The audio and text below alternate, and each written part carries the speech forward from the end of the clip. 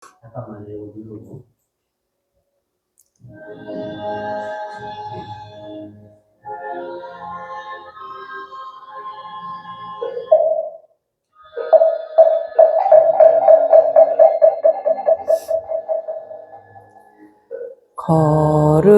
거룩한 부처님께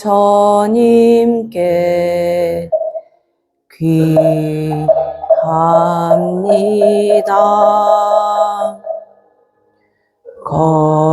거룩한 가르침에 귀합니다.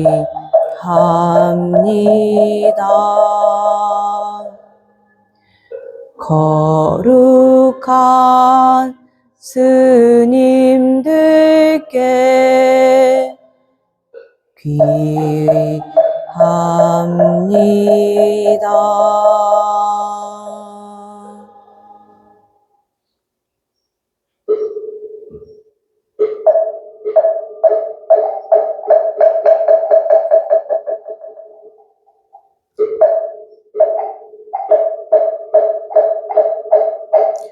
마하반야 바라미다심 관자재보살이 깊은 야바라미다를 행할 오니 공한 것을 비추어 보고 각 고통에서 건너느니 사리자여 세기공과 다르지 않고 이색과 다르지 않은 색이고 공이요 공이고 색이니 상인식도 그러하니 사리자여 모든 법은 공하여지도 멸하지도 않으며 더럽지 깨끗하지도 않으며 늘지도 줄지도 않으니 그러므로 공 가운데는 색이 없고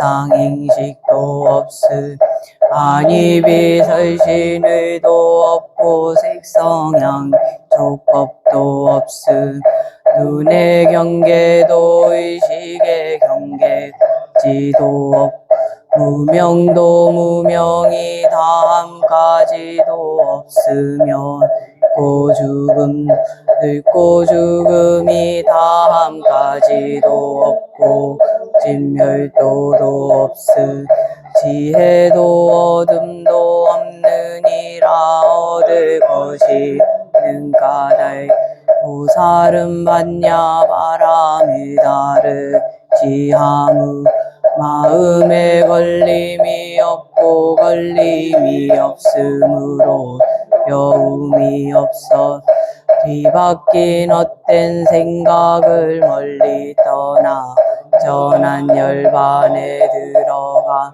삼세의 모든 부처님도 반야 바라미다를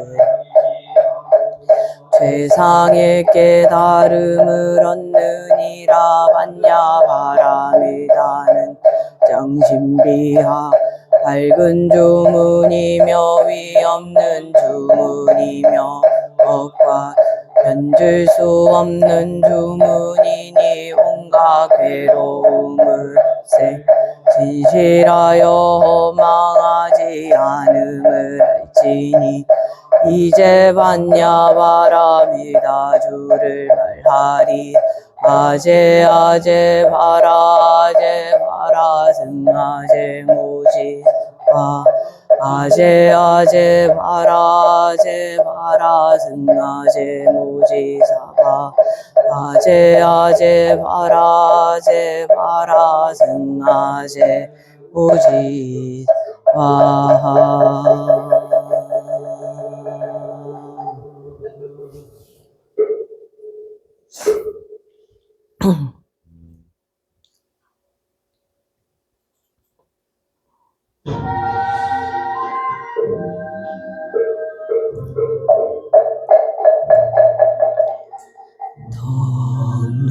높으신 스승님 사자좌에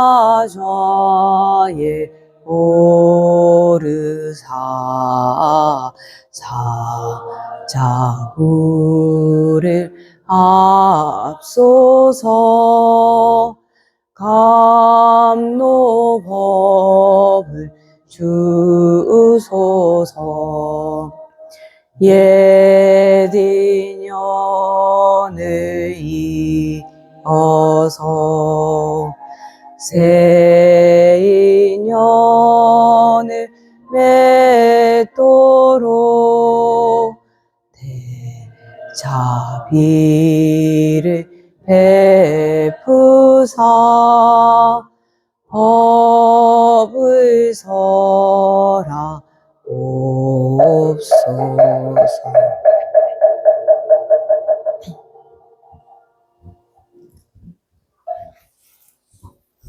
스님께 전체로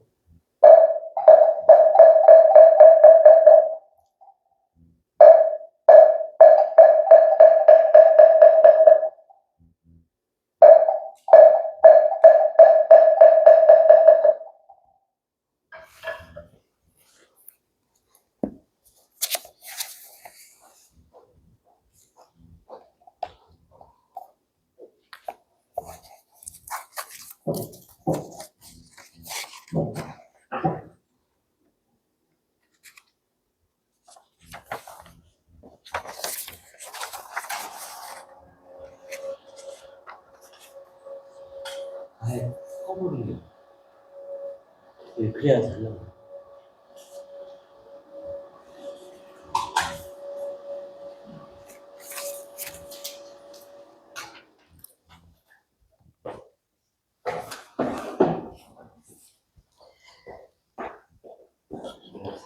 네. 안녕하세요. 안녕하세요. 아직까지는 목탁을 소심하게 똑똑똑똑. 제가 이제 처음에 행자 때 목탁 연습 받은 때가 생각나네요. 매일 그 선방 스님들 시끄럽다고 하니까 저 계곡에 가서 목탁 연습하라고 하라고 해서 절 멀리 나가서 연습하고 그랬었는데 목탁 처음 쳐보셨죠? 제 오늘 목소리가 좀 까끌까끌한데 좀 이해해 주십시오. 지난 시간에 37쪽에 삼보까지 믿어야 귀해야 된다. 그 부분까지 했거든요. 오늘은 이어서 이제 38쪽에 보면은 이제 삼보를 믿고 따르면 어떤 좋은 일이 생길까라고 했을 때 경전에서 이렇게 말한다고 합니다. 중간에 갈색으로 된 부분 읽어보면 그대들은 황량한 들판을 지나다가 두려움이 생겨 마음이 놀라 온몸에 털이 곤두설 때에 열에 대해서 생각하라. 즉 열에는 마땅히 공양받을 만한 분이고 올바로 원만하게 깨달으셨고 지혜와 실천을 다 갖추셨고 잘 가셨으며 세상을 잘 알고 위없이 높으며 사람을 잘 기들이시고 천상과 인간의 스승이시며 깨달으신 세존이시다. 지금 이렇게 하는 게 나중에 이제 배울 때 알고 보면 열애 10호 할 때 요 내용이 다 나오거든요. 열애를 부르는 방법이 열애 응공정변지 명행족 선서 세간의 무상사 조어장부 천인사 불세존 이게 이 내용 안에 다 들어가 있는 거예요. 그럼 두려움이 사라진다. 법에 관해서 생각하라. 부처님의 바른 법과 율은 이번 생의 번뇌를 떠나게 해주며 때를 기다리지 않고 깨칠 수 있으며 유익하고 스스로 깨달아 알 수 있는 것이다 라고 생각하면 두려움이 사라질 것이다. 승가에 관해서 생각하라. 세존의 제자는 착하고 바르게 나아가며 세상에 복을 낳는 밭이 된다고 생각하면 두려움이 사라질 것이다. 이와 같이 세 가지를 생각하면 두려움은 곧 사라질 것이다. 이 두려움을 이제 사라지게 하는 방법으로 삼보에게 귀의하라 이런 말이 돼 있는데요. 이 첫째 줄을 보면 황량한 들판 나오잖아요. 우리 보통 불교에서 황량한 들판 이렇게 얘기할 때는 뭘 얘기하는 거냐면 우리가 태어난 이 세상 그리고 기댈 데 없고 고통스러운 이 세상을 비유할 때 황량한 들판을 좀 잘 얘기해요. 절 벽화 같은 거 볼 때 어떤 사람이 칡넝쿨에 이렇게 매달려가지고 뭐 코끼리가 쫓아오고 그런 거 혹시 본 적 있으세요? 없으세요? 그 이야기도 보면은 뭐 황량한 들판에서 코끼리를 만나서 쫓길 때 이렇게 말하거든요. 그 황량한 들판이라는 것은 인간 세상, 그러니까 기댈 데 없는 인간 세상을 얘기하는 거예요. 우리 뭐 중국 영화 같은 거 생각해 보면 막 흙먼지 날리는데 그 앞에 서 있는데 갑자기 적이 나타난다 그러면 엄청 무섭잖아요. 기댈 데 없는 그런 걸 황량한 들판이라고 하거든요. 이 열애에 대해서 이제 보면은 39쪽에 맨 위에 열애라는 말이 있어요. 그 열애 10호 중에서 열애, 운공, 정변지, 명행중, 선서, 세간에 뭐 이거는 나중에 하더라도 책에는 이 열애가 나와 있으니까 또 이 색깔로 나오네요. 누군가가 이 색깔을 좋아하시나 보네. 바꾸나 봐요. 그죠? 열애라고 이렇게 돼 있거든요. 이거를 그 산스크리트어로 하면 들어보셨을 거예요. 타타 가타 라고 해요. 이거 T. 이게 뭐냐면 타타에다가 플러스 아가타, 이 타가 아니고 아가타가 합쳐진 말인데 그 타타란 말이 이 여자예요. 그와 같이 있는 그대로. 아가타는 오신다 이 말이거든요. 그러니까 그처럼 오셨다. 있는 그대로 오신 분이다. 중생에게로 오셨다. 이런 뜻으로 열애를 써요. 잘 가셨다라는 말이 중간에 나오잖아요. 잘 가신 거는 선서로 얘기해요. 선서, 세간해 할 때 선서. 왜 잘 가셨냐면 번뇌에서 잘 떠나가셨다라는 의미로 쓰고, 이 열애라는 말은 중생에게로 있는 그 지혜의 모습 그대로 중생에게 와주셨다 이런 의미로 쓰거든요. 근데 이제 이 부분에서 사실 부처님을 생각하면 두려움이 사라진다 이 말이 어떻게 생각하면은 잘 이해가 안 될 수도 있을 거예요. 뭐 부처님 생각한다고 그래서 내 두려움이 사라지나.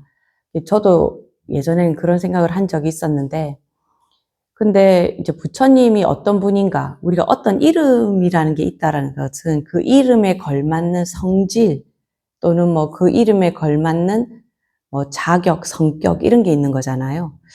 그러면 여기 계신 분들은 부처님 하면 어떤 생각이 드실지 잘 모르겠는데요. 원래 부처라고 하면은 그 의미가, 부처라는 말 자체가 붓다, 깨달으신 분, 깨달으셨고 또 중생을 위해서 제도하기 위해서 자비와 지혜를 가지신 분 이렇게 되잖아요. 저는 어릴 때부터 이제 정말로 원했던 것 중에 하나가, 내가 어떤 의문이 들 때 누군가가 정확한 답을 해줬으면 좋겠다. 좀 누군가가 이렇게 살아라 대신 선택해주면 좋겠다 이런 생각 되게 많이 했었거든요. 내가 뭘 해야 될지 모를 때 내 선택이 옳은가 옳지 않은가 두려울 때가 있잖아요. 그럴 때 만약에 선지식이 계시면은 바로 정답을 말해주실 건데 싶어서 정말 그런 걸 많이 바랬었는데, 부처님이 사실 계신다면 그렇게 하실 수 있는 거죠. 우리 일반적인 인간이라든가 지금 세속 세계에서 그런 분을 만나기가 쉽지 않거든요. 그래서 대승불교에서는 부처님은 어디에 계시니까 지극히 원하면 답을 주신다. 부처 법신으로서 존재하신다. 이렇게 말을 하거든요. 전 예전에는 그런 말을 별로 믿지 않았다고 해야 되나? 그럴 리가 있나? 그런 생각이 좀 들었었는데, 그렇지 않다면 불교가 있을 필요가 없다는 생각이 드는 거예요. 불교가 무려 2500년을 이어온 종교잖아요. 그 정도가 된다고 하면 사람들은 이 부처님을 통해서 분명히 뭔가를 얻은 걸 거고, 얻지 못했다면 그것은 나의 잘못이지 부처님의 잘못은 아니다. 그런 생각이 들더라고요. 그래서 만약에 부처님께서 가장 지혜로우신 분이라면 나한테 어떤 걸 주실까, 무엇을 선택하도록 나를 가르치실까를 생각해 보니까 항상 나한테 제일 좋은 걸 주실 것 같다 이런 생각이 들더라고요. 무슨 선택을 하더라도 그 선택이 내가 부처님 제자인 다음에는, 적어도 난 부처님 제자라고 하니까 부처님께서는 나의 선택이 그것이 설사 잘못됐다 하더라도 그것이 바른 방향으로 나갈 수 있도록 이끌어 주실 거다 이런 생각이 드는 거예요. 그 비유로 제가 잘 드는 그 비유가 뭐가 있냐면, 지금 우리 세종에 있잖아요. 저는 여기서 이제 서울을 가고 싶어요. 근데 서울이 어느 쪽인지 난 잘 모르는 거야. 그래서 그냥 익숙한 길로 계속 가다 보니까 이제 어느 길로 가서 어디를 도착해서 여기 어디예요? 했더니 부산이래요. 그럼 저는 잘한 선택을 한 게 아니고 잘못된 선택을 한 거잖아요. 근데 부산에 갔는데 부산이에요? 그럼 어떡하지? 나 서울 가려고 했는데 라고 하면 누군가가 아니 여기서 그냥 KTX 타면 바로 갈 수 있어요 라고 이야기해 준 사람이 있으면 제가 부산 갔다 하더라도 바로 서울 갈 수 있는 거잖아요. 그러니까 제가 그런 생각을 하니까 굳이 내가 옳은 선택을 하려고 그렇게 노력할 필요는 없고 내가 그냥 그 순간순간에 최선을 다해서 살면서 항상 부처님 제가 저에게 지혜와 자비를 내려주세요. 항상 가피해 주세요. 이렇게 생각하고 사는 것이 훨씬 더 낫겠다라는 생각이 드는 거예요. 그래서 그 이후부터는 제가 정말로 뭘 선택했던 간에 제 욕심 때문에 이럴까 저럴까 이런 생각을 하지 에이 모르겠다 이렇게 해버리면 일단 선택을 해놓고 나면 거기에 대해서는 전혀 두렵지 않은 거예요. 그래서 아마 이 부처님을 생각하면 두려움이 없어질 거라는 것은 그 부처님이 어떤 분인가를 알고 내가 그 부처님의 가피, 자비와 지혜 속에 산다라고 생각하는 순간 두려움은 사라질 수 있다. 그리고 이 법에 관해서 생각하는 것도 마찬가지거든요.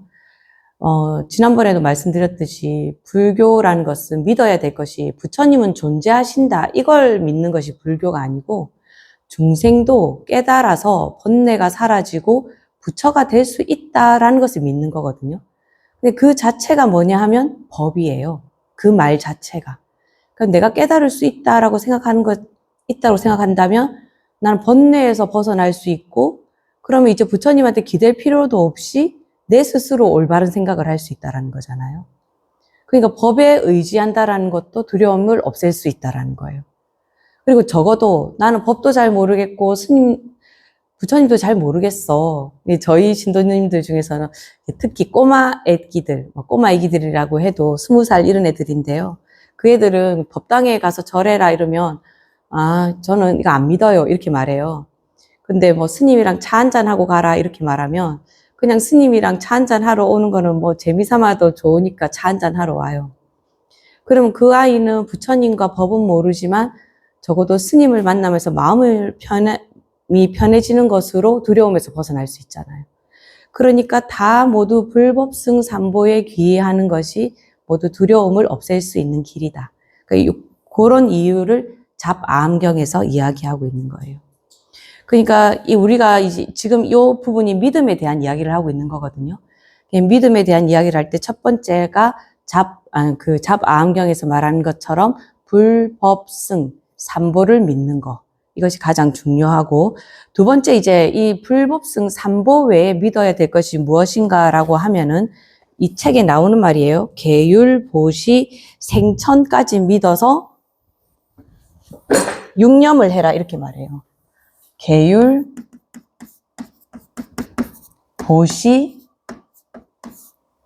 그리고 생천 이 세 가지를 믿어라 라고 이렇게 책에 나와 있거든요.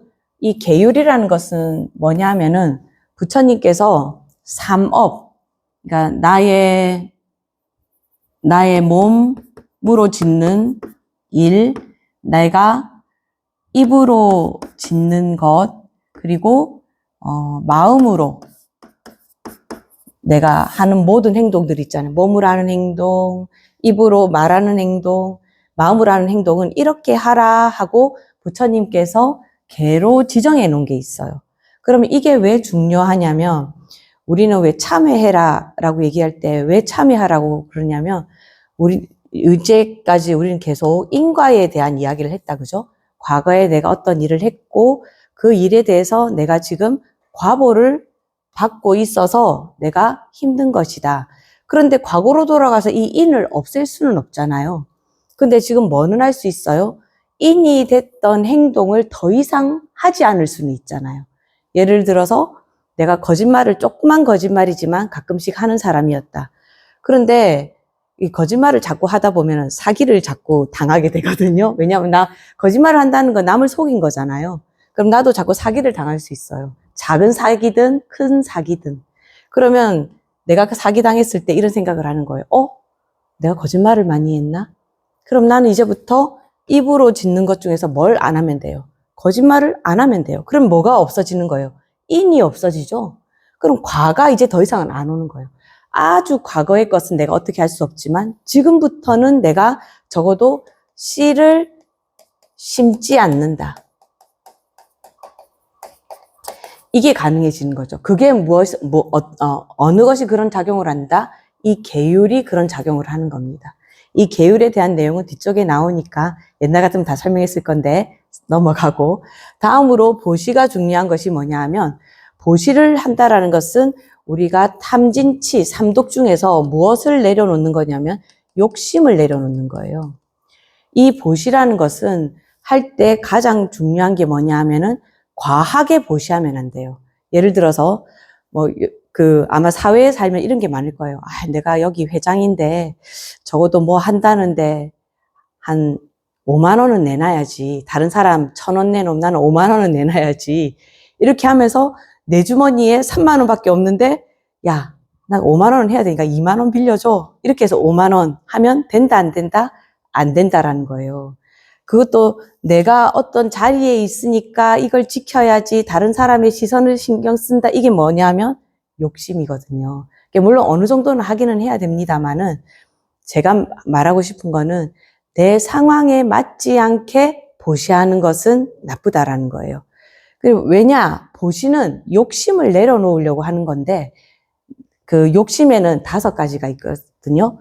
재물에 대한 욕심, 그리고 내가 이성을 좋아하는, 많은 이성을 거두고 싶다, 그리고 많이 먹고 싶다, 식, 그리고 나는 명예롭고 싶다, 난 다른 사람들한테 칭찬 듣고 싶다, 그리고 수면, 잠 많이 자고 싶다. 요 5가지가 가장 큰 욕심에 들어가요.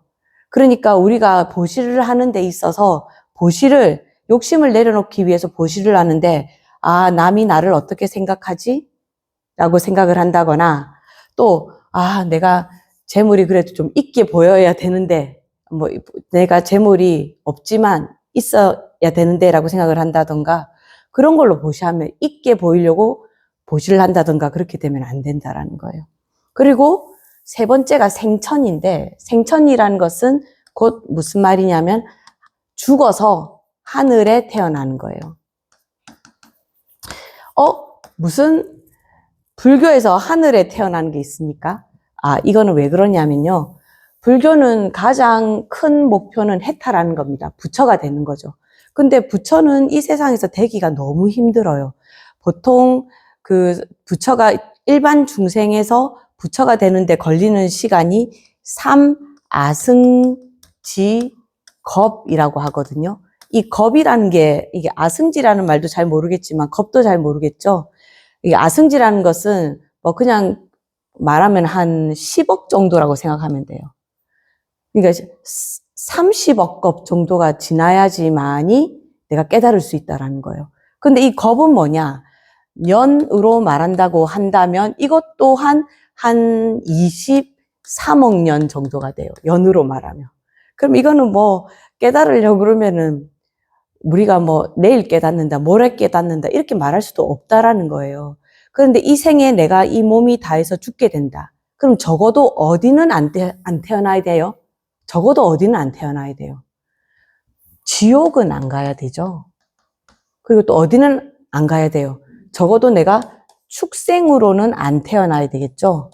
그리고 한 군데 더라고 하면은 하늘 중에서도 그 싸움 좋아하고 그 전쟁을 좋아하는 아수라는 하늘이긴 하거든요. 그런데 여기를 가면은 또 죄업을 많이 짓게 돼 있어요. 그러니까 적어도 이 3군데는 안 가야 된단 말이에요. 그러면 어디로밖에 안 남았어요? 하늘에 태어난다거나, 이게 생천이 이렇게 생천을 써요. 하늘에 태어난다거나 아니면 인간으로 태어나는 거잖아요. 그래서 여기서 말하는 것은 믿는다면 무엇을 믿어야 되느냐? 삼보, 불법승 삼보에 귀의하고 적어도 내가 보시해서 내가 욕심을 내려놓는다고 믿고 또 내가 계율을 잘 지켜서 나의 과보, 나쁜 과보를 느리지 않고 그리고 내가 생천을 한다라는 것을 믿어서 내가 착하게 사는 거. 그러니까 생천을 하려고 그러면 적어도 복을 많이 지어야 되지 않겠습니까? 요 세 개를 6가지를 믿어라 라고 해서 이걸 뭐라고 한다? 육념. 이 념이라는 것은 무슨 뜻이냐면 우리 보통 념이라고 하면 염주, 생각념이라고 생각을 많이 하잖아요. 그런데 이 념은 정확하게 그 번역을 하면 기억해서 잊지 않는 걸 말해요. 잊지 않음. 이거는 뭐에 비유할 수 있냐면 우리가 종이에 이렇게 써놓는 거는 종이가 날아간다거나 아니면은 연필이면 지우개로 지우면 사라지잖아요. 근데 그 금강산에, 북한 금강산에 있는 것처럼 돌에다가 아예 막 수령동지 뭐 이런 거 막 써놓는다 그러면 그거는 정말로 뭐 23억 년이 지나도 안 지워질 것 같잖아요. 그 정도로 내 마음에 새기는 것을 념이라고 해요. 그러니까 불자라고 한다면 무엇을 내 마음에 콱 새겨야 되냐면 불법승 삼보에 귀의해야 된다는 거, 그리고 계율을 지켜야 된다고 생각하는 거, 보시하면서 살아야 된다. 근데 이건 꼭 재보시뿐만 아니고 여러 가지 뭐 마음보시, 몸보시, 생각보시, 그 신구이로 하는 모든 보시를 말합니다.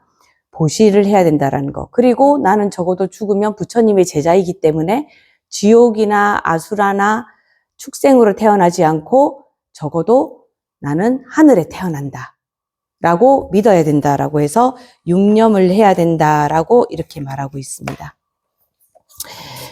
그렇게 해서 그리고 가장 중요한 거 제가 말씀드렸던 모든 중생은 뭐 할 수 있다? 깨달을 수 있다. 그래서 불성이 있다는 것에 대한 믿음이 있어야 된다라고 이야기합니다. 그 41쪽 아래쪽에 보면 불교사 살펴보기라고 해서 뭐 크게 초기 불교, 부파 불교, 대승 불교로 나눠진다 이렇게 돼 있잖아요, 그죠? 그러면 초기 불교다. 이 책에 있는 대로만 설명해 드릴게요. 뭐 너무 학문적으로 나가면 어렵기만 하니까요.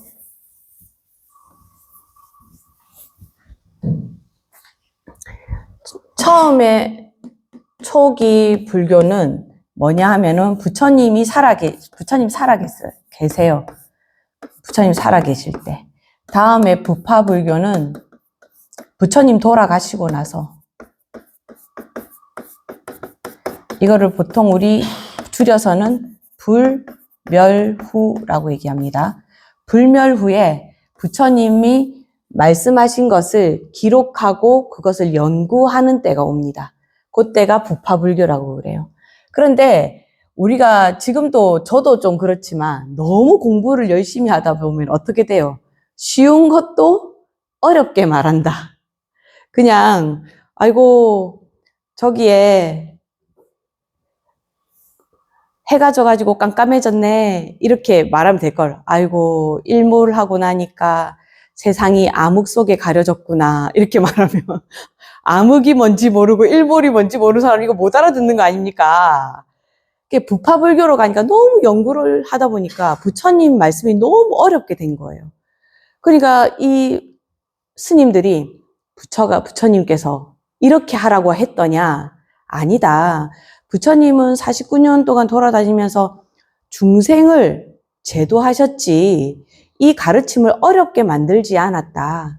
그러니까 원래 부처님이 하셨던 그 곳으로 그 정신으로 돌아가자라고 해서 만들어졌다기보다는 이제 그때부터 설파되기 시작한 것이 대승불교다. 이렇게 알고 계시면 됩니다. 그래서 저희가 흔히 얘기할 때 초기 불교, 부파 불교, 대승 불교라고 할 때 모두가 불교이지만 시기적으로는 초기 불교가 가장 이르고 부파 불교는 좀 어렵게 연구된 거다. 이렇게 생각하시면 되고 대승 불교는 어려운 그 부처님의 법문을 좀 대중들을 위해서 쉽게 했다. 그래서 어떤 학자들은 대승 불교를 소설이라고 말하기도 합니다. 뭐 이 백호상에서 뭐 빛이 어떻게 뻗어 나가고 막 육진동하고 뭐 이런 이야기가 있다 보니까 대승이 소설이다 이렇게 얘기하는데 뭐 저는 소설이라고 할 것까지는 없고 대승이 매우 훌륭한 가르침이다 이렇게 생각하고 있습니다. 자, 그래서 이제 다음번으로 이 불보살님들이 어떤 분인가 하고 42쪽부터 살펴볼 건데요. 여기 보면은 42쪽 맨 아래쪽에 있는 벼력 잡암경 이야기를 한번 읽어볼까요? 한 바라문이 부처님께 여쭈었다. 세존이시여, 당신은 하늘의 신입니까? 하니까 난 신이 아니오. 그렇다면 용왕과 같은 존재입니까? 그러니까 바다의 신이냐 이 말이죠. 그러니까 나는 그런 존재도 아니오. 그렇다면 어떤 특별한 사람입니까? 라고 물으니까 어떤 특별한 사람입니까? 좀 특별한 사람이냐? 라고 하니까 아니다. 나는 하늘도 용도 아수라도 사람도 아니고 나는 번뇌를 없앴고 커다란 코끼리처럼 잘 길들여졌으면서도 남의 불임을 받지 않으며 모든 의심을 끊었기에 해탈해서 다음 생에 태어나지 않소. 물속에서 자라도 물이 묻지 않는 연꽃처럼 세상에 태어났으나 세상 법과 어울리거나 물들지 않소. 번뇌를 멀리 떠나 더 이상 나고 죽지 않으니 그 때문에 부처라고 이른다오 라고 벼력잡 암경에 나와 있다. 그죠? 이 내용들이 뭐다? 바로 부처님의 성질이다 이렇게 말하면 되는 겁니다. 그래서 제가 지난번에 한번 이런 말씀 드렸을 거예요. 그 유여열반과 무여열반을 얘기하면서 부처님 몸이 있으셨기 때문에 편찮으셨다. 그렇게 생각하면서 저는 예전에는 몸이 있으니까 번뇌도 좀 있지 않으셨을까라는 그런 어리석은 생각을 했어요. 근데 여기 부처님 뭐라고 했습니까? 물속에 있으면서도 물이 묻지 않는 연꽃처럼이라고 했잖아요. 새 속에 계셨지만은 부처님께서는 번뇌가 없으신 분이기 때문에 번뇌에 물들지 않는 분이다. 그러니까 유여열반, 몸이 있는 열반 상태라 하실지라도 번뇌가 없다. 이렇게 업이 없다. 이렇게 봐야 된다라는 겁니다. 그러니까 번뇌가 있다라는 것은 업이 있다라는 말. 업과 번뇌가 거의 같은 개념이라고 보시면 되거든요. 그러니까 부처님께서 어떤 분인가를 생각하면 이런 분이다라고 생각하시면 됩니다. 그러니까 남의 부림을 받지 않는다 이런 말은 또 어떤 말이냐면 저는 옛날에 어느 교수님이 그러시더라고요. 철학자인데 나는 부처님이고 뭐고 다 필요 없고 내 앞에서 누군가가 한 1m만 이렇게 공중에 뜬다면 나 그 사람 따라갈 거라고 그 사람이 거짓말을 해도 따라갈 거라고 그렇게 말하더라고요. 그 말은 뭡니까? 신통에 불임을 당하는 거잖아요. 그러니까 불임을 당하지 않는다는 말은 뭐냐면 아무리 사람들이 와서 유혹하는 말, 뭐 돈 잘 벌게 해줄게, 내가 신통력이 있다, 뭐 너의 병을 낫게 해줄게, 아무리 그런 말로 현혹한다고 그래도 그 말에 내가 혹해서 그 어리석은 짓을 하지 않는다. 그리고 화내지 않는다, 욕심 부리지 않는다. 이렇게 생각하시면 됩니다. 그래서 이 벼력잡 암경에 나오는 내용들은 부처님께서 이런 분이시기 때문에 우리 맨 앞에서 그 잡암경에서 읽었던 부처님을 생각하면 내가 두려움에서 벗어난다. 그 말을 이게 약간 증명해주는 말이라고 생각하시면 돼요. 저도 부처님께서 이런 분이시기 때문에 더 믿음이 가고 제가 이렇게 어렵거나 이렇게 마음에 번뇌가 일어날 때 부처님이라면 어떻게 하셨을까를 한번 생각해 보거든요. 그리고 난 부처님이 아니고 직접 뵐 수 없지만 저는 약간 뭐 제가 아주 잘 사는 건 아니지만 그래도 적어도 부처님께 매우 부끄럽지 않아요. 조금은 부끄럽게 아예 안 부끄러운 건 아닌데요. 그래도 부처님 제자로서 나는 그래도 열심히 살려고 노력한다라는 그런 것 때문에 부처님 잘 봐주실 거다 생각을 하고 좀 어떤 때는 딱 맡겨버려요. 부처님 제가 하는 선택을 그냥 옳은 걸로 해주시죠. 이렇게. 그럼 제가 아까 말했듯이 나는 서울 가고 싶어서 열심히 갔는데 잘못해서 부산 갔더라 하더라도 그 나를 도와줄 사람이 생겨서 KTX 타세요. 공항 가세요. 그러면 서울 갈 수 있습니다. 라는 그런 사람을 만나서 내가 올바른 길로 갈 수 있다라는 거죠. 그렇게 하면 저의 그 선택은 아무리 나쁘다 하더라도 결코 나쁜 선택이 아니게 되는 거죠. 어쨌든 그렇습니다. 지금 이제 43쪽 보고 있습니다. 근데 이제 불교에서 아까 제가 불교에 대한 말씀드렸을 때 초기 불교, 부파 불교, 대승불교 말씀드렸다 그죠? 근데 초기 불교일 때는 부처님께서 뭐 과거불, 현재 과거 7불에 대한 이야기를 초기 불교에도 보면은 하기는 하셨어요. 근데 제자의 입장에서는 부처님께서 직접 살아계시니까 다불 사상이 뭐 크게 뭐 머리에 탁 박혀서 온 부처님이 계신다 이런 생각을 별로 안 했단 말이에요. 그냥 어느 곳에 부처님이 인도 어느 곳에 부처님이 계신다. 뭐 기원정사 가면 부처님 뵐 수 있다. 거기 찾아가자 이렇게 생각했지. 아 어디에나 계신 부처님 이렇게 생각을 안 했단 말이에요.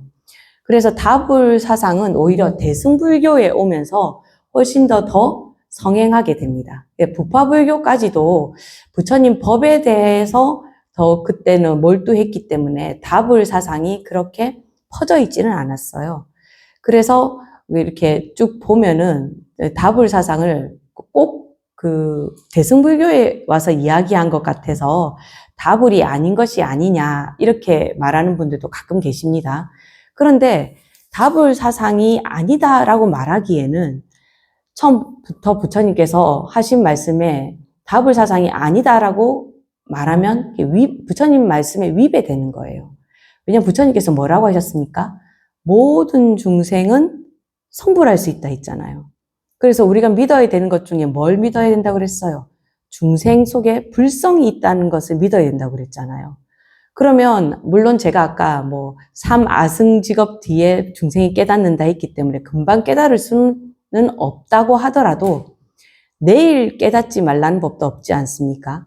근데 어떤 때 아주 운이 잘 맞아서 옛날에 뭐 1999년에 휴거가 일어난다 뭐 이런 것처럼 뭐 어느 한때에 갑자기 한 자리에서 부처님이 한 100분이 탄생했어요.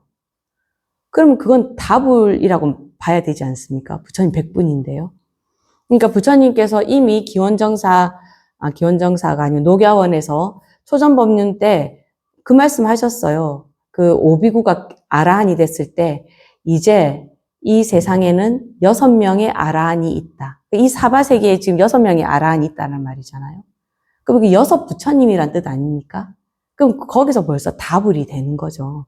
그러니까 뭐 부처님 한 분, 석가모니 부처님 한 분이지 부처님이 많을 리가 없다라고 이야기하는 것 자체가 부처님의 가르침에 위배되는 일이다.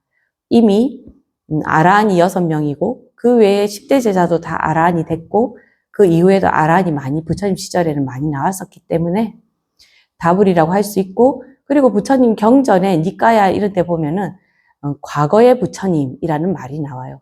그럼 과거의 부처님이 있었다는 말은 과거가 어느 과거인지 알 수 없으니까 각 과거라니까 좀 우습긴 한데요. 뭐 한 대마다 만약에 부처님 계셨다라고 하면 부처님이 아주 많다고밖에 생각할 수밖에 없는 거죠. 그래서 부처님은 어디에나 계신다라고 말하면서 이제 46쪽에 보시면은 이제 지난번에 한번 설명해 드린 적이 있기 때문에 이건 언급만 하고 넘어가겠습니다. 48쪽 맨 위에 보면 법신불, 보신불, 화신불 요 3가지가 있다. 부처님 몸이 이렇게 해서 중생에게 자비와 지혜를 베풀어 주신다. 이렇게 볼 수 있거든요. 법신불은 뭐라 했습니까? 내가 보이거나 보이지 않거나 항상 부처님이 계시는 것. 그것을 법신불이라고 말하고, 그리고 보신불은 전생에 수행하셔서 이 생에 몸으로 나타나신 부처님. 그래서 석가모니 부처님을 보신불로 보기도 한다라고 했죠. 근데 대승불교에 와서는 부처님 불멸후가 되잖아요. 이미 부처님께서 이 세상을 떠나셨기 때문에 그 당시에 있던 부처님도 지금은 뭘로 본다? 화신불로 본다. 화신불이라는 것은 무엇이냐 하면은 부처님께서 내가 어떤 모습으로 특정해서 모습을 변화시켜서 나타난다는 거예요. 화신이라는 말은 변화신이란 말이거든요. 그러니까 내가 어떤 때는 개의 모습으로 변화해서 나타날 수도 있고, 부처님께서. 어떤 때에는 내가 아내의 모습으로, 어떤 때는 남편의 모습으로, 어떤 때는 스님의 모습으로, 어떤 때는 거지의 모습으로 부처님이 나타나실 수 있다. 사실 이 말은 뭐냐면, 우리 흔히 이제 불자들이 만나면 성불하십시오 이렇게 말을 하잖아요. 근데 그 상불경보살님, 저는 그 법화경에 보면 상불경보살님이라고 있거든요. 상불경보살님은 왜 상불경보살님이냐면, 인도에서는 예전에 불교가 그렇게 주류 종교가 아니었어요. 그 외에 베다, 바라문도 있었지만, 바라문 외에도 자이나교, 또, 자이나교도 있었고, 또 여러 가지 시바 믿는 종교, 그리고 다신불이니까 여러 가지 신을 믿는 종교에다가 짜라바까처럼 어떤 사상이 다른 종교라든가, 그 사상이 굉장히 많았었기 때문에 그걸 이제 부처님께서는 육사외도다. 6무리의 6스승이 가르침은 외도의 가르침이다. 라고 해서 6부류로 나누는 게 있을 정도였거든요. 죄송합니다. 제가 목 상태가 요즘 좀 안 좋아서. 그 말은 뭐냐면은 부처님 시대에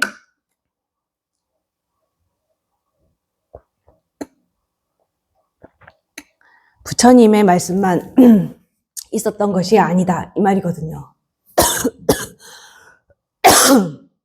약간 사례가 걸렸나 봐요.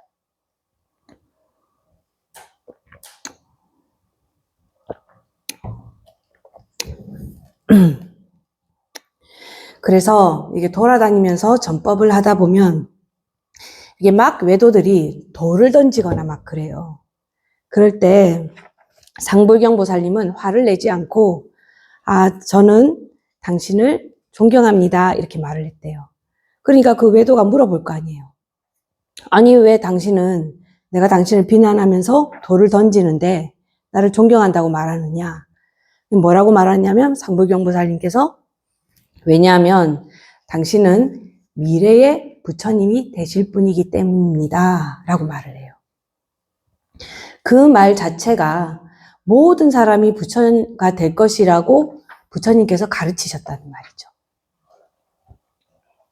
맞습니까? 지금 제가 하는 말이?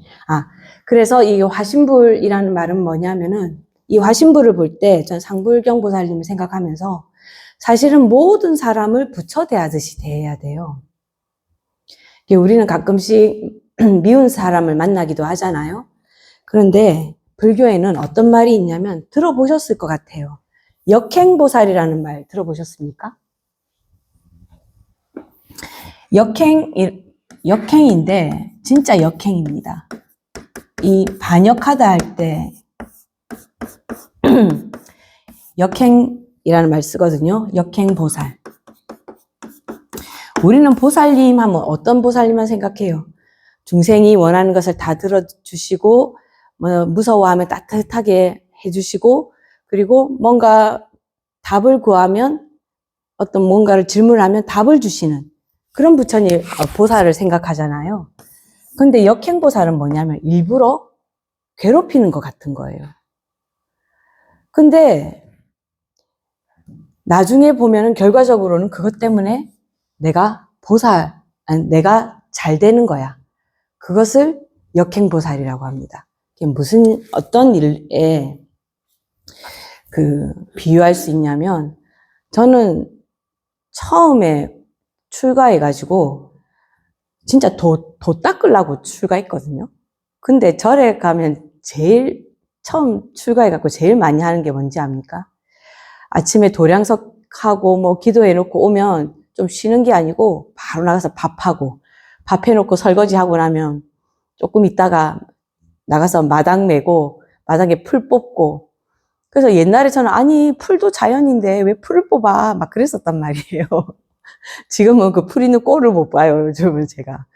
근데 그렇게 하면은 이제 은사 스님이나 어른 스님들께서, 야, 도량에 저렇게 지저분하면 사람들이 와서 번뇌를 잊으러 왔다가 번뇌가 도로 쌓여간다면서 계속 일을 시켜요.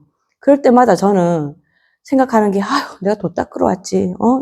이런 무수리 일하러 왔냐면서 막, 뭘 안단 말이에요. 그러면 이제 절에 가면은, 어릴 때는 있잖아요. 세탁기도 못 쓰게 해요. 그러면 다 손으로 빨고, 그럼 그 빨래 이게 손으로 짜니까 그게 뭐 빨래가 잘 마르겠습니까? 그 마르지도 않은 거, 그럼 밤에 개 놨다가 그 다음날 되면 또 다시 널고, 날씨가 안 좋으면. 막, 그럼 이 현대 시대에 뭔 이런 구석기 같은, 조선시대 같은 생활을 하냐 하면서 막 속으로 막 그런단 말이에요.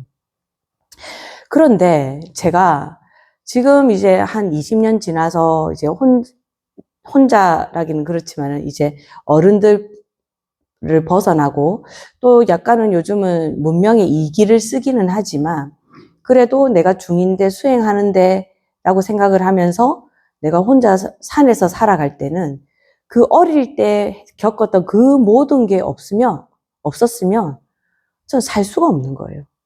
그러니까 그때의 나의 괴로움이 뭐가 된 거예요. 지금은 그게 그 당시에는 제가 너무 괴로웠던 거예요. 아니, 내 돈 닦으러 왔지.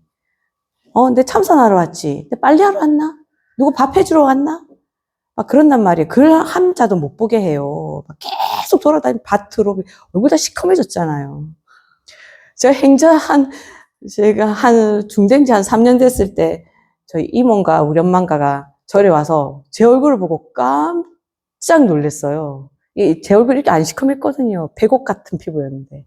근데 그 절들이 마사토 있는 데가 많아요. 그럼 아침마다 그 먼지가 없어도 뭐예요? 알죠? 쌀이 빗자루로 그 물결 만드는 거 그런 거 해야 되잖아요. 그럼 그게 약간 이렇게 해변에 가서 모래에 반사돼서 타는 것과 마찬가지거든요. 얼굴이 새카매져요. 선크림도 안 바르고 하니까. 그렇게 일하면서 했단 말이에요. 근데 지금은 어때요? 여기 지도 교수님은 알지만 지난 겨울에 물이 얼어서 15일을 물이 안 나왔어요. 근데 저는 아무렇지도 않은 거예요.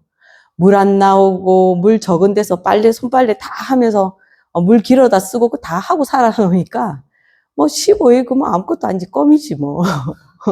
오히려 그때 아이고 사람들 안 만나서 좋다 하면서 그때 오히려 휴가였어, 휴가. 그러니까 그게 역행보살이죠.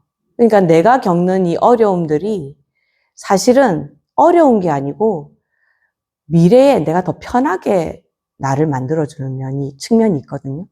그래서 나를 지금 괴롭게 하는 사람이 사실은 나를 괴롭게 하는 게 아니고 나를 성장시켜준다.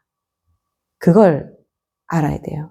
저는 그런 것도 굉장히 많이 배운 것이 스님들 집단에 딱 들어가게 되면 24시간을 붙어 있어야 돼요.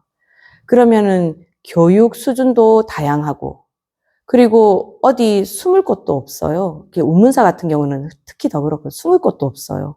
큰 방에서 다 같이 생활하기 때문에. 그러면은 이 옆에 있는 사람이 코를 골든 뭐든 내가 이 사람을 도망쳐서 살 곳이 없거든요. 근데 그 속에서 뭘 배우냐면 사람 꼴을 보게 만들어요. 그냥 우리 일반적으로 사회생활하면 저 사람은 저런데 이 사람 이런데 눈에 다 보이잖아요. 판단이 되는데. 근데 그때 너무 괴로웠는데 그 속에서 그 사람 때문에 난 너무 괴로웠는데 이렇게 이제 그 우문사 졸업하고 밖에 나와서 조금 편하게 사니까 웬만큼 저를 괴롭히지 않아서는 괴롭지가 않아요. 그래, 뭐, 그럴 수 있지. 이렇게 넘어가요. 사실은, 그러니까 알고 보면, 우리 모두가 화신불이다. 나를 괴롭히는 사람을 뭘로 봐야 된다? 역행보살로 봐야 된다. 내가 괴롭힘을 당하고, 예전에 제가 람님을 읽을 때였나? 람님이 아니고 무슨 티베트 불교에 대한 이야기를 읽은 적이 있는데, 그 책에서 이런 말이 있어요. 보살은 다음에 보살이 될 사람에게는 반드시 시련을 준다. 시련을 주지 않으면 올바른 보살이 될 수 없다라는 거예요. 사람을 이해할 수 없거든요. 그거는 왜 부잣집 사람들이 나 오늘 밥 못 먹었어 그러면 왜? 밥을 왜 안 먹고 다녀? 아니 집에 쌀이 없어서 그러면 아니 왜 쌀이 없어? 그럼 빵이라도 먹던가. 뭐 그렇게 말하면 뭐예요? 사람을 이해 못하잖아요. 많은 경험을 하게 되면은, 부자든 가난하든 상관없이 많은 경험을 하게 되면, 어느 순간에 가서도 모두를 이해하게 되니까 세상 살기가 편해집니다. 욕도 안 먹고요. 예, 아무튼 화신불 그렇게 생각하시면서 여러분들은 이제 오늘 이 말씀 들으셨으니까 나에게 뭐 어떤 시련이 오더라도 모두가 나의 화신불이다, 화신보살이다 이렇게 생각하고 살아가시면 좋겠습니다. 이제 보살님은 일단 지혜는 부처님의 버금갑니다. 그런데 번뇌가 있어요. 어떤 번뇌냐? 이 보살이라는 분들은 서원을 세웁니다. 서원. 어떤 서원? 내가 지금 당장 깨닫지 못하다. 왜냐하면 깨달아 버리면 무여 열반에 완전히 들어가게 되거든요. 그러면 이제 화신보살로 올 수는 있겠지만 부처가 돼서 이렇게 화신으로 온다거나 이렇게 하면 부처로 오시지 뭐 이렇게 개나 이런 걸로 올 수는 없다 이 말이죠. 중생이랑 더 가까이 있으려면 보살일 때가 가장 중생이랑 가까울 수 있어요. 그래서 나는 부처가 되기보다는 먼저 중생을 좀 제도하고 중생이 이제 번뇌를 좀 여의고 고통에서 벗어나는 것을 보고 내가 부처가 될게 라는 번뇌를 갖고 있어요. 집착이죠. 좋은 거지만 집착이죠. 왜냐하면 이게 뭐 불쌍하든 뭐든 상관없이 깨달아 버려야 되는 게 먼저 아닙니까? 원래는. 근데 보살님들은 이 보살들은 관세음보살, 지장보살 이런 분들은 지장보살님 뭐가 괴로워요? 지옥에 저렇게 있는 사람들이 언제 부처를 만나겠어? 부처님은 지옥에 들어갈 수가 없어요. 그러면 지옥이 아니죠. 누구는 들어갈 수 있습니까? 보살은 들어갈 수 있습니다. 왜냐 부처님이 들어가면 그거 자체가 지옥이 안 되게 되는 거니까요. 말이 안 되는 거죠. 그러니까 부처님께서 보살들을 보내시는 거예요. 그러면 지장보살이 가서 지옥문이 활짝 열어놓고 지옥에 있는 중생들을 모두 구하죠. 그럼 관세음보살은 어떤 분이십니까? 관세음보살은 이 사바세계에 있는 중생들이 너무 고통스러워서 오히려 수행하지 못하고 그 고통에 있어서 고통에서 벗어날 생각을 못한 사람들 있잖아요. 왜 우리 감옥에 가면 탈옥할 생각하는 사람도 있는데 탈옥을 아예 생각을 하지 않는 사람들이 있잖아요. 그러니까 어떤 사람들은 이게 고통이라는 것 자체를 모르는 경우도 있어요. 그냥 사람이 뭐 이렇게 사는 거지 라고 하면서 살아요. 그런 사람들을 관세음보살님은 구해주러 가는 거예요. 너무 고통스러우면 거기서 빠져나올 생각조차 못하니까. 그래서 고통스러울 때 내가 구해줄게 라고 해서 가서 고통에서 빠져나올 수 있도록 하는 거. 그것이 관세음보살님. 또 약사열애불. 약사열애불 같은 경우는 보통 부처님이시긴 합니다만은 약간 그 병을 고쳐주시는 그 보살의 일도 같이 하시잖아요. 뭐 약사열애불이라던가. 그리고 보현보살, 행으로서. 그러니까 이 보현보살님 같은 경우에는 진짜 화신으로서 내 옆에 언제나 와 계실 수 있어요. 보현보살님의 행보다 더 수승한 행은 없다고 할 정도잖아요. 이게 법화경에 이제 보현보살님, 각각의 보살님들이 이렇게 서원을 세운 것들이 있어요. 48쪽에 보면요. 이제 문수보살님은 어떤 서원을 세우시냐면, 모든 복덕을 부처님의 보리도에 회양하고 중생이 모두 복을 받게 하여 모든 수행자로 하여금 보리심을 내게 할 것입니다. 이런 서원을 세우는 거예요. 이 서원조차도 뭘로 본다? 불교에서는 번뇌. 번뇌가 우리가 생각하는 나쁜 거, 좋은 거 이런 걸로 번뇌를 하는 게 아니고 깨닫지 못하면 모두가 번뇌예요. 그러니까 좋은 것도 번뇌, 나쁜 것도 번뇌예요. 제가 보다가 보니까 좀 재미있는 게 있어서 설명해 드리겠습니다. 47쪽 밑에서 세 번째 줄 끝에 보면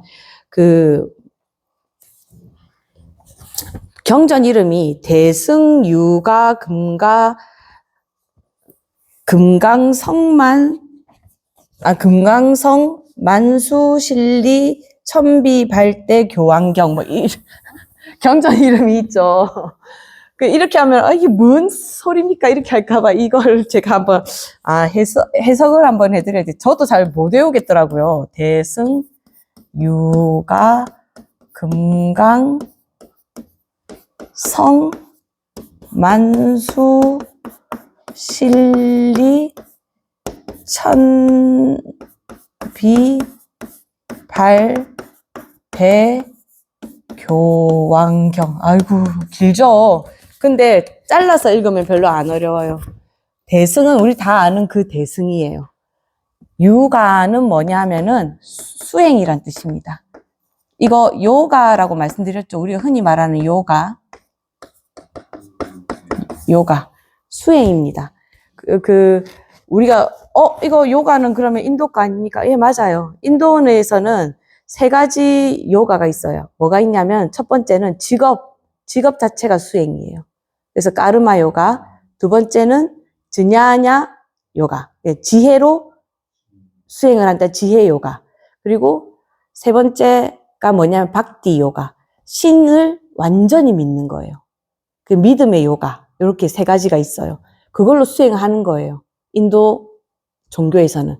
그런데 우리 불교에서의 요가는 그런 요가가 아니고 뭡니까? 번뇌를 잊기 위한 모든 수행이 요가가 될 수 있잖아요. 그래서 대승수행이란 뜻이에요. 그리고 여기에서 금강성이라는 건 뭐냐면은 절대로 깨지지 않는 성질을 가졌다는 말이에요. 그러니까 이것은 가장 강하다. 우리 금강이라는 것은 보통 이게 다이아몬드 이렇게 말하는데, 학자들이 어떤 분들은 금강을 다이아몬드로 해석하기도 하는데, 그런 의미라기보다는 깰 수 없다. 그러니까 부처님의 법은 어떤 논리로도 깰 수 없다. 가장 완벽하다. 그러니까 금강성이라는 것은 완벽하다. 깨지지 않는다. 이런 거예요. 자, 제가 이것 때문에 말했는데, 만수실리는 문수사리보살을 얘기하는 거예요. 이게 원래 만수실리가 그 문수보살의 이름이 만수시리인가 그래요. 만수시리. 그러니까 요거를 그냥 음차한 거예요.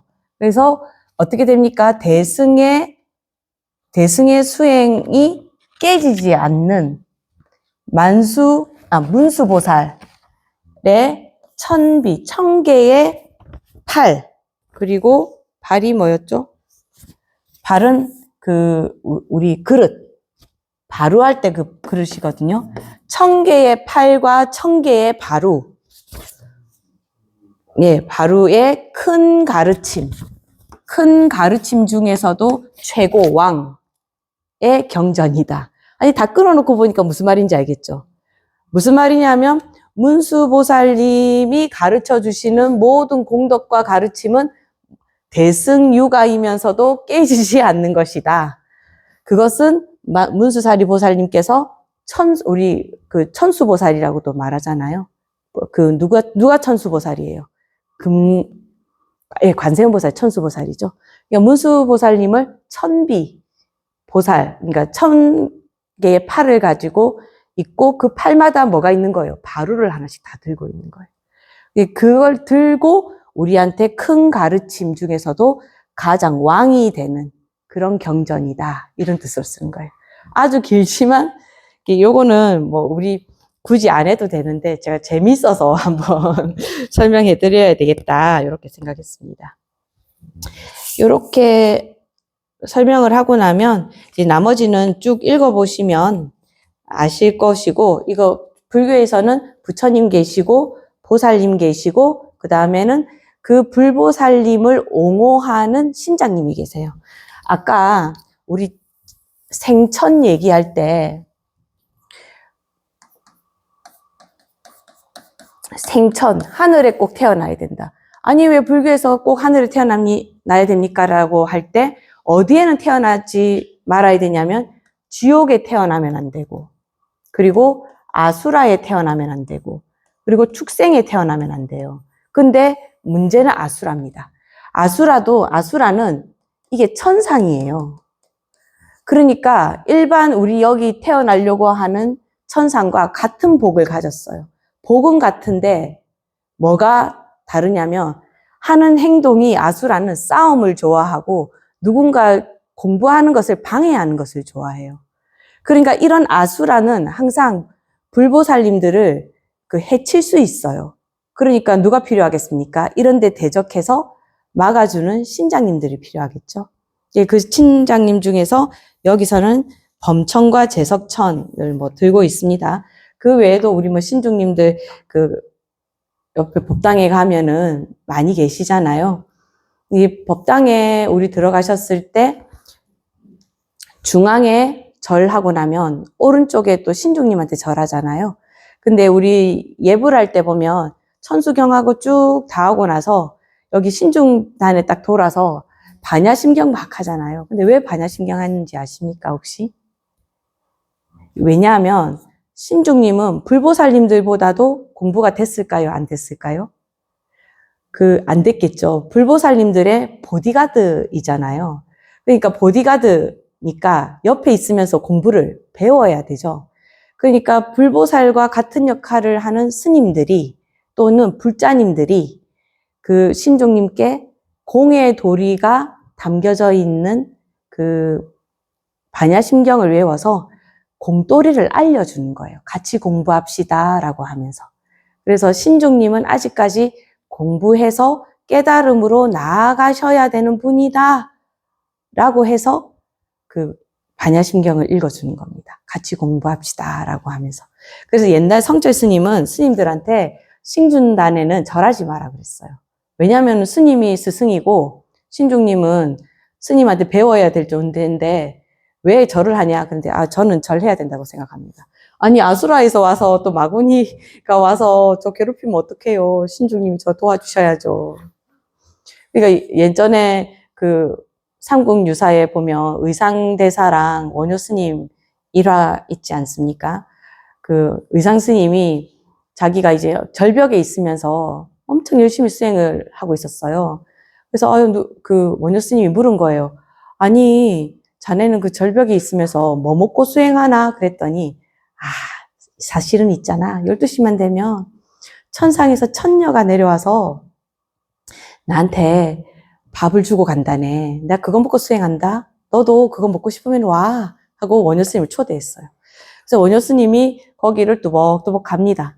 가서 자 이제 밥 내놔라 이렇게 말을 하니까 12시가 됐는데도 천녀가 안 내려와요. 저녁까지 기다리는데 안 돼요. 에이 거짓말쟁이. 이러면서 원효대사가 내려가 버립니다. 그러니까 내려가자마자 저쪽에 딱 내려가자마자 모습이 안 보일 때쯤 되니까 천녀가 내려와서 죄송하다면서 배고프셨죠? 이러면서 바로에다가 탁 공약을 들고 와요. 그러니까 의상대사가 아니 너는 나의 체면을 구겼다면서 아니 원효가 왔을 때 내려왔어야지 하면서 막 뭐라 그래요. 그러니까 천녀가 하는 말이 아수라 말했잖아요. 그러니까 천녀도 똑같은 복이라고 했잖아요. 그러니까 뭐라고 하느냐면 아니 사실은 원효대사가 와 계시니까 아니 저 마을 끝까지 신장님들이 원효스님을 지키려고 둘러서가지고 제가 무서워서 오질 못했어요. 이렇게 얘기를 한 거예요. 그 말을 듣고 의상스님이 내가 이 천녀가 갖다 주는 이 밥에 혹해가지고 내가 수행이 안 됐구나.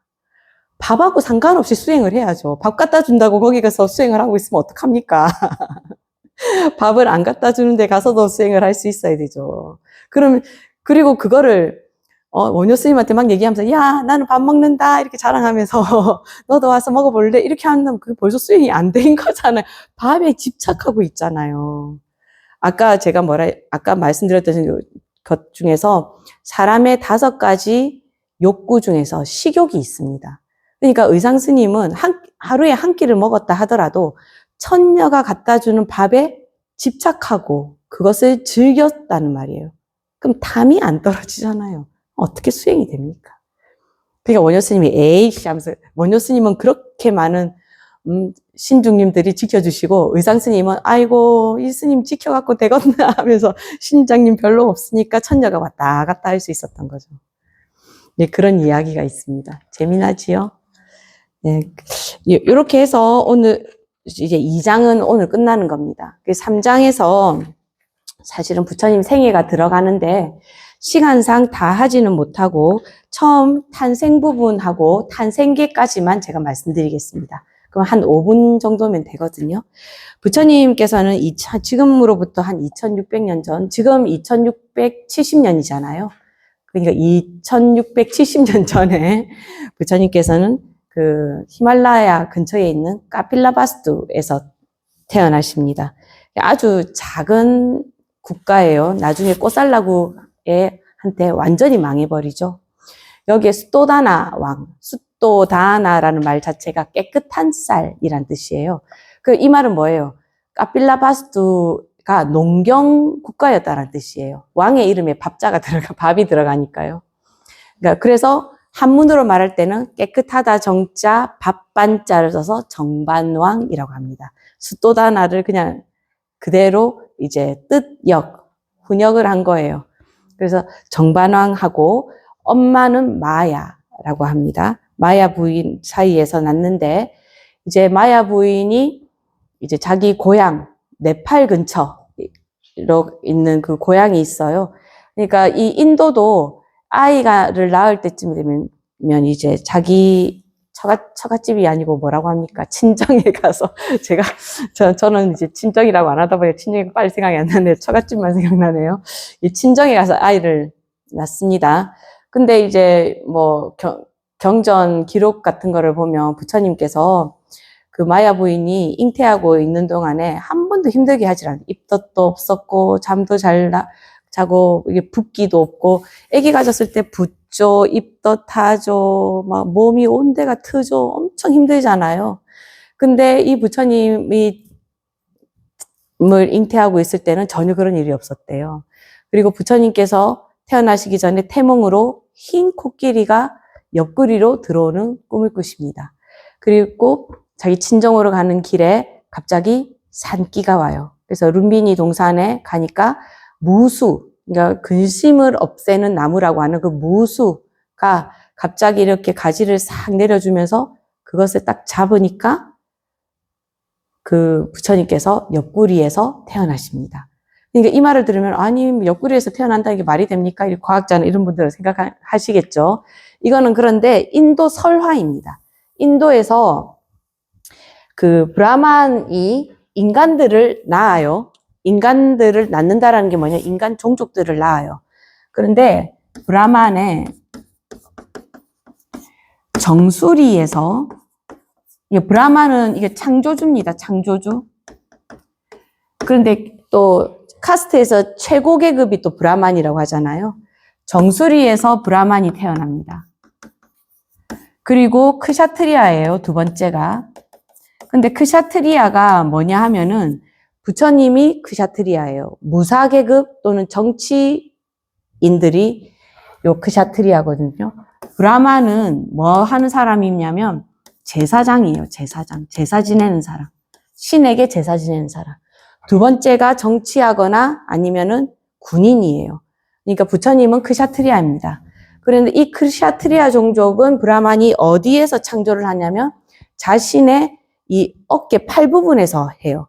근데 이게 이제 옆구리로 생각을 하는 거죠. 팔 요 부분이니까요. 그래서 옆구리라고 합시다. 그냥 쉽게. 근데 그 베다를 보면은 옆구리가 아니고 이게 팔 겨드랑이 부근이라고 합니다. 그리고 다음이 바이샤. 바이샤는 허벅지라고 하는데 아마 제 생각에는 원래 인간이 나오는 그 산도 있잖아요. 하긴 브라만은 여성은 아니기 때문에 아무튼 허벅지 근처에서 바이샤, 이 사람들은 상인입니다. 상인이 태어납니다. 그리고 맨 마지막 수드라. 수드라 많이 들어보셨죠? 노예 계급이죠? 노예는 어디서 태어나냐면 발바닥에서 창조합니다.